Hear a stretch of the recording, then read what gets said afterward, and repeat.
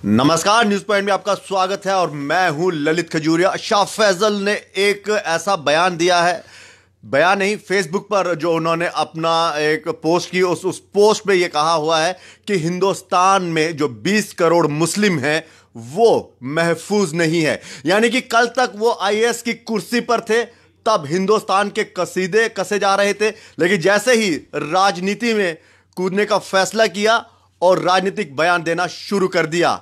क्या है इस बयान के पीछे, यानी कि इस फेसबुक की पोस्ट के पीछे मंशा क्या है, इसी पर चर्चा करने के लिए हमारे साथ चैनल हेड विनोद कुमार जी हमारे साथ है, उन्हीं से बात करेंगे। विनोद जी, स्वागत है आपका।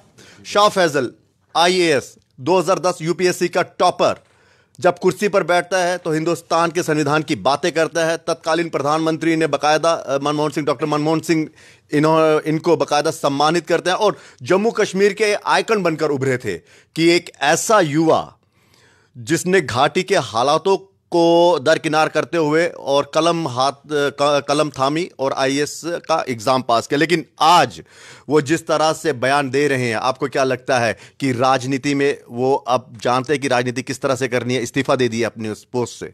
हाँ बिल्कुल ललित, आपने ठीक कहा कि वो आइकॉन थे और मुझे लगता है कि गवर्नमेंट ने उनको कई जगहों पर लेकर के उनसे जो हमारी आने वाली जनरेशन है उनसे उनका संबोधन करवाया कि उनको आप एड्रेस कीजिए, उनको मोटिवेट कीजिए, एक आइकॉन बन के रहते थे। लेकिन अब जब उनको लगता है कि आने वाले दिनों में वो कोई मंत्री बनकर के समाज की सेवा करना चाहते हैं तो उनको अब हिंदुस्तान बुरा लगने लगता है। हिंदुस्तान में वो खुद को असुरक्षित महसूस करना चाहते हैं। यूपीएससी के टॉपर हैं और किस तरह से वो इस तरह के बिहेव कर रहे हैं, जो अब पोस्ट कर रहे हैं, मुझे लगता है कि ये उनको शोभा नहीं देता है। और ये सिर्फ और सिर्फ राजनीतिक माइलेज लेने के लिए, वोट की राजनीति के चलते ये ऐसा कर रहे हैं। सर, 2010 के टॉपर है और उस वक्त के प्रधानमंत्री, जब उस वक्त उस दौर के प्रधानमंत्री डॉक्टर मनमोहन सिंह ने सम्मानित किया, जम्मू कश्मीर में जब लौटे तो इनके कसीदे पढ़े जाने लगे, एक मिसाल दी जाने लगी बुरहान वानी की मिसाल। मतलब कि ये कहा गया कि देखिए, एक तो हमारे आईएएस ऑफिसर शाह फैसल, दूसरी तरफ बुरहान वानी, पढ़ेंगे तो आईएएस ऑफिसर बनेंगे, बिगड़ेंगे तो उस तरह की सोच आप अपने पास रखेंगे, बुरहान वानी वाली। आपको क्या लगता है कि अब कुर्सी पर जब तक ये बैठ रहे थे तब तक तो सही था, लेकिन कुर्सी जैसे ही इन्होंने छोड़ी तो क्या ये एक जुनून या फिर एक सोची समझी साजिश, या फिर ये कहा जाए कि इनकी सोच ही वैसी थी? देखिए, रियासत के मंजे हुए सियासतदान भी इस तरह की बयानबाजी देते हैं, तो अगर ये भी बयानबाजी दे रहे हैं इस तरह की, तो मुझे लगता है कि इसमें ज़्यादा रिएक्ट नहीं करना चाहिए, क्योंकि ये हमें पहले से ही पता था कि शाह फैसल अपनी नौकरी छोड़ करके सियासत में जाएंगे और सियासत में जाने के लिए, चीपर पॉलिटिक्स पाने के लिए, पब्लिसिटी पाने के लिए ये इस तरह के बयानात ज़रूरी होते हैं। आपने कश्मीरी सेंटिमेंट्स की अगर कैश करना है, कश्मीरियों के सेंटिमेंट्स को, वो उसकी एवज़ में आपको हिंदुस्तान को गालियाँ निकालनी, उनकी मजबूरी रहती है। आपने ये कहना है, ये साबित करना है कि पूरे हिंदुस्तान में मुस्लिम समुदाय असुरक्षित है। मतलब ये कहा जाए कि राजनीतिक पार्टी मतलब ज्वाइन करने से पहले ये जबरदस्त राजनेता बन गए हैं। इनको पता चले कि बयान किस तरह से देना है और किस तरह से लाइमलाइट में आना है। आप कह सकते हैं कि उनको ऐसा लगता है कि मैं वाकई में अच्छा पॉलिटिशियंस बन गया हूं और जो हमदर्दी है कश्मीरियों की वो मैं हासिल कर सकता हूं, बट ऐसा नहीं है। पब्लिक समझदार है। जो वोटर होता है बड़ा सुलझा हुआ, कश्मीर के लोग पॉलिटिकली बहुत ज़्यादा अवेयर हैं, उनको अब उनके सेंटिमेंट्स के साथ कोई खिलवाड़ नहीं कर सकता, वो बड़े समझदार हो चुके हैं। लेकिन सर, ये भी लगता है कि एक सोच, यानी कि 20 करोड़ मुस्लिम को तो आप रिप्रेजेंट कर नहीं रहे। आपने कैसे ये कह दिया कि हिंदुस्तान में जो मुस्लिम्स हैं वो महफूज नहीं है, जबकि ये अगर देखा जाए तो इनको वो बयान देना चाहिए था जो भी इनका वो है। लेकिन इस तरह के बयान देकर ये खुद को पीड़ित दिखा रहे हैं, खुद को ये कह रहे हैं कि मुझे बड़ा डर लगता है कि जब मैं हिंदुस्तान में रहता हूं। ये भी तो एक संकेत है कि हाँ, कहीं ना कहीं कश्मीर की जो सिंपैथी है वो हमने गेन करनी है। जो लास्ट में वर्ड यूज़ किया, हमदर्दी, सिंपैथी, उनको गेन करनी है। और ये शाह फैसल तो कुछ नहीं है, मैं नसरुद्दीन शाह का फ़ैन रहा हूँ, उनकी एक्टिंग का, उनका नहीं, उनकी एक्टिंग का फ़ैन रहा हूँ। जिस दिन उन्होंने बयान दिया था तो कुछ मैंने अपने मुस्लिम मित्रों से पूछा था, क्या आप जम्मू कश्मीर में, क्या आप जब दिल्ली में जाते हैं, क्या आपको असुरक्षा का भाव होता है कि मुस्लिम असुरक्षित है? क्या आपको दिल्ली, उत्तर प्रदेश, हरियाणा, पंजाब में किसी ने पूछा भाई आप सलामदीन हो या राम कुमार हो? कभी आपने उनको किसी तरह का कोई ऐसा मलाल नहीं है। उनको लगता है कि वो अपनी कंट्री में रह रहे हैं। ये चंद लोग विस्फोटक बुद्धिजीवी को कहूँगा इनको मैं, एक नया नाम दे दिया, हाँ, विस्फोटक बुद्धिजीवी। जो बुद्धिजीवी तो हैं, सो कॉल्ड इंटेलेक्चुअल तो हैं, बारूद भरा हाँ, बारूद भरा हुआ है। ये इन लोगों की वजह से समाज को डिवाइड होना पड़ता है, समाज डिवाइड होता है। हमें याद है कि जब 2014 के लोकसभा के चुनाव होंगे, ललित आपको भी याद होगा, तो बड़े सारे लोगों ने ये कहा दिया था कि अगर प्रधानमंत्री नरेंद्र मोदी प्रधानमंत्री बनेंगे तो हम कंट्री छोड़ के चले जाएंगे। अभी छोड़ी कंट्री ने, यहीं पे बैठे हुए हैं, यहीं पे फिल्में बना रहे हैं। वो अलग बात है, फिल्में उनकी पिट रही हैं, लोगों को इस चीज़ का एहसास हो जाता है कि ये कंट्री के साथ है कि नहीं है। तो ये ऐसे चंद लोग होते हैं, हर माशरे में चंद ऐसे लोग होते हैं, वो अपने राजनीतिक निजी मुफाद के लिए इस तरह की स्टेटमेंट देते हैं। देशभक्त बनना चाहिए, देश के प्रति हर एक धर्म में इस बात का जिक्र है कि आप जिस राष्ट्र का खाते हो, जिस राष्ट्र में रहते हो, उसके प्रति आपकी संवेदनाएं होती हैं, उसके प्रति आपका एक भाव रहता है कि उसके राष्ट्र भक्ति होनी चाहिए आप में। सर, मैं आपसे मतलब पूरा सवाल पूछूंगा, क्या कभी राह चलते आपने किसी से पूछा है कि आप मुसलमान हो, या आपसे किसी ने पूछा आप हिंदू हो, या फिर इन लोगों के पास वो लोग जाते हैं कि भाई मैं मुसलमान हूं, मुझे डर लग रहा है, मैं हिंदू, मुझे बचाओ? ऐसा कभी हुआ नहीं। अनुभव मैंने अभी आपको बताया ना, क्योंकि मैं नसरुद्दीन शाह की एक्टिंग का बड़ा फ़ैन था और बड़ी बड़ी नेचुरल ड्रामा से उठ कर के आए हैं, रंगमंच से उठ कर के यहाँ पर आए, तो मैं उनको फ़ैन था। मैंने सोचा हो सकता है इनको कोई सारे लोग जाते हैं, ये पूछते होंगे तो इनको काट देंगे, ये कर देंगे। तो मुझे मेरे दोस्तों ने, अजनबी लोगों ने भी, जिनके साथ मेरा कोई सरोकार नहीं था, उन्होंने भी कहा कि हमें ऐसी कोई असुरक्षा की भावना हमारे में नहीं है। ये चंद लोग ऐसे होते हैं, जब चुनाव आते हैं तब इनको असुरक्षा लगती है। लेकिन सर, लगता है कि अब मतलब धर्म को लेकर राजनीति होगी।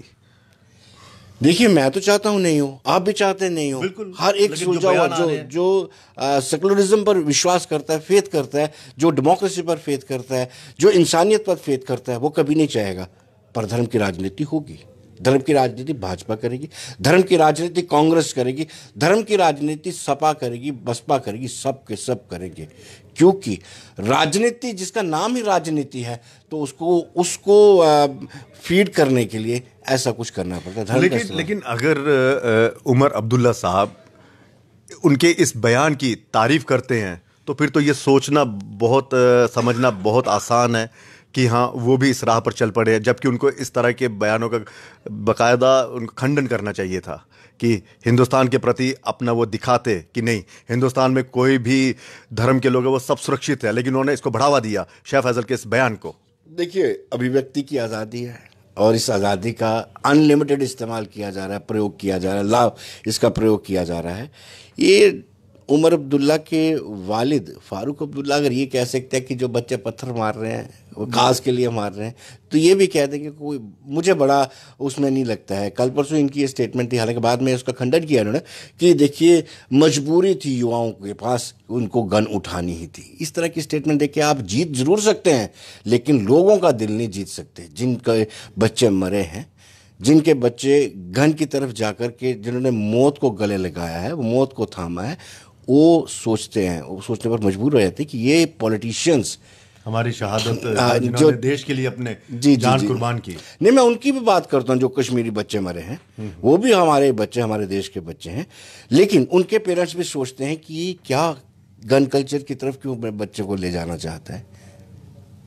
उनको भी इस चीज़ का एहसास होता है। ये लोगों के दिलों को नहीं जीत सकते हैं, अपनी वोट जीत सकते हैं, चंद सीटें जीत सकते हैं, सरकार में मुख्यमंत्री आ सकते हैं, लेकिन दिलों को। फिर इनके बयान पर तो ये भी सवाल उठते हैं ना, जिस तरह से ये उमर अब्दुल्ला का ये बयान आया था कि कश्मीर में बेरोजगारी है इसलिए वो हथियार उठा रहे हैं। तो बेरोजगार तो ये भी 6 साल रहे, सरकार चली गई, फिर ये लोग क्यों नहीं उठाते?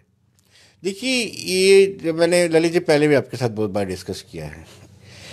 जितने भी सेपरेटिस्ट हैं वहाँ पे, जितने भी मेन स्ट्रीम पॉलिटिशियंस हैं, उनके बच्चे अब्रॉड में पढ़ते हैं, दिल्ली में पढ़ते हैं, मेट्रो सिटीज़ में पढ़ते हैं।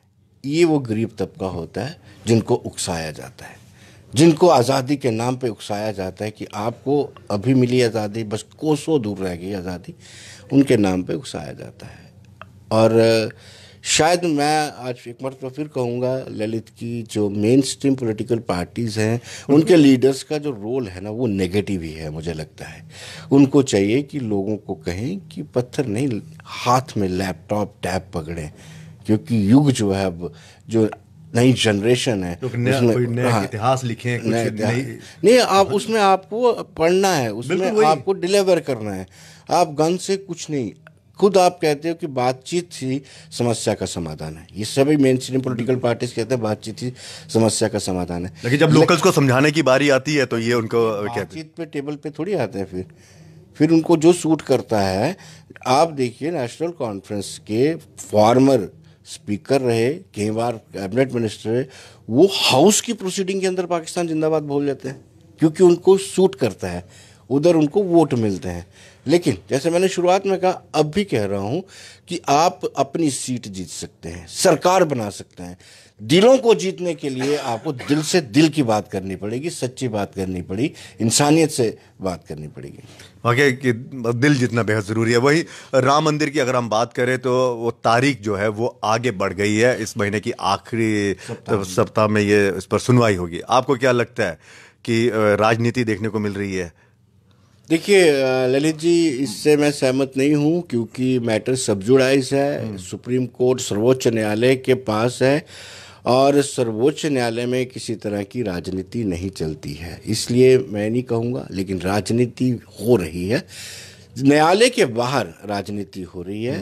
कांग्रेस इसको अपने तरीके से देख रही है, भारतीय जनता पार्टी अपने तरीके से देख रही है, बाकी दीगर जमातें जितने भी पॉलिटिकल पार्टीज हैं वो इसको अपने अपने तरीके से सियासी चोला पहना रही है, कोशिश कर रहे हैं कि इसमें भी सियासत की जाए, क्योंकि लोकसभा के चुनाव आने वाले हैं।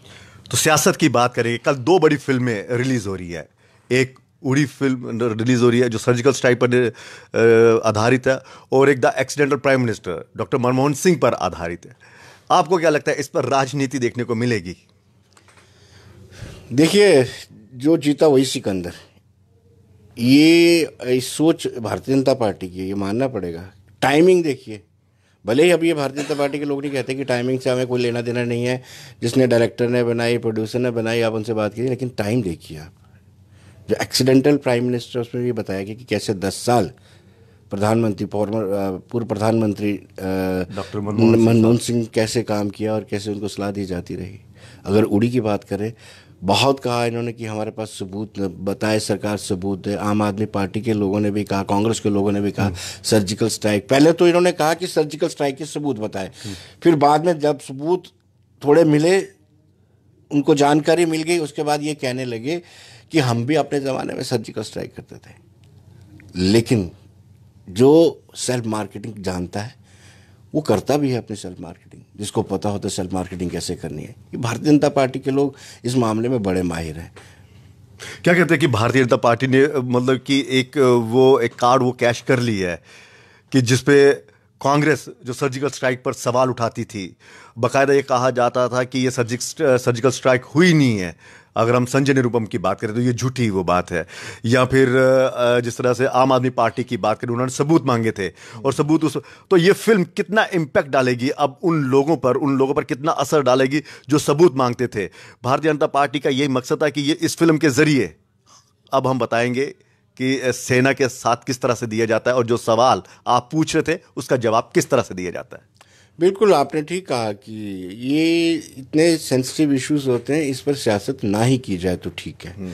लेकिन की कांग्रेस ने भी की और सरकार ने, भारतीय जनता पार्टी ने भी की। सर्जिकल स्ट्राइक की, अच्छा किया। पहली बार इतने, मैं आपने भी उनका इंटरव्यू सुना होगा, 95 मिनट्स का इंटरव्यू था प्रधान, किस तरीके से उन्होंने बताया कि मैं पूरा रात सोया नहीं और मुझे बड़ी चिंता थी। अच्छा लगा। लेकिन उसके बाद एक तो इसका महिमा मंडल नहीं होना चाहिए था। सर्जिकल स्ट्राइक की मनोबल बढ़ाया, ठीक है, अपने सेना का मनोबल बढ़ाया और अपने सेना का परिक्रम भी आपने देख लिया कि जो परिचय उन्होंने दिया है किस तरीके से अंदर जा कर के मारे। उसके बाद हमारे अपोजिशन के लोग हाउस के अंदर बैठ कर के ये सबूत मांगे, तो मतलब हम तो पाकिस्तान की भूमिका निभा रहे हैं, जो पाकिस्तान कह रहा है यहाँ सर्जिकल स्ट्राइक हुई नहीं है। हालांकि टेलीफोनिकली सारा कन्वर्सेशन उनको बता दिया, कन्वे कर दिया गया था कि ऐसे ऐसे हमने सर्जिकल स्ट्राइक किया है, और ये हाउस के अंदर बैठ करके उनकी समर्थन कर रहे थे। तो मुझे लगता है कि इस मूवी में आने के बाद काफ़ी सारी चीज़ें जो है भारतीय जनता पार्टी को उसका लाभ भी होगा, और चुनावों में होगा सर। डेफिनेटली होगा।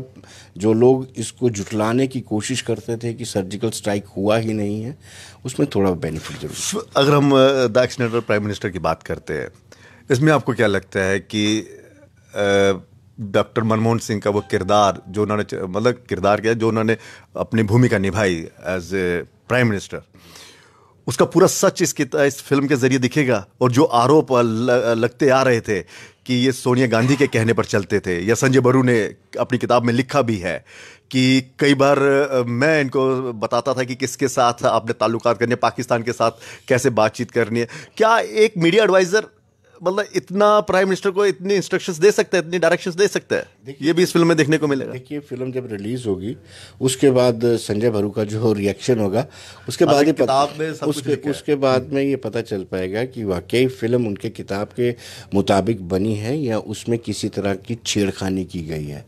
लेकिन सच्चाई ये है कि जब किताब का नाम ही एक्सीडेंटल प्राइम मिनिस्टर है तो उनको कोई भी सलाह दे सकता है। अगर किताब के मुताबिक जाना हो, जो इसका टाइटल है, जो फिल्म का टाइटल है एक्सीडेंटल प्राइम मिनिस्टर, तो कोई भी उनको सलाह दे सकता है। चलिए सर, बहुत बहुत शुक्रिया इस तमाम बातचीत के लिए, और ये कल ही पता चलेगा कि फिल्म कितनी सफल होती है। लेकिन हाँ, इतना ज़रूर है कि इस फिल्म के रिलीज के बाद जो सियासत देखने को मिलेगी उसका कितना फायदा होगा 2019 के आम चुनावों में, ये तो वक्त बताएगा। फिलहाल न्यूज़ पॉइंट में इतना ही, इजाजत दीजिए, नमस्कार।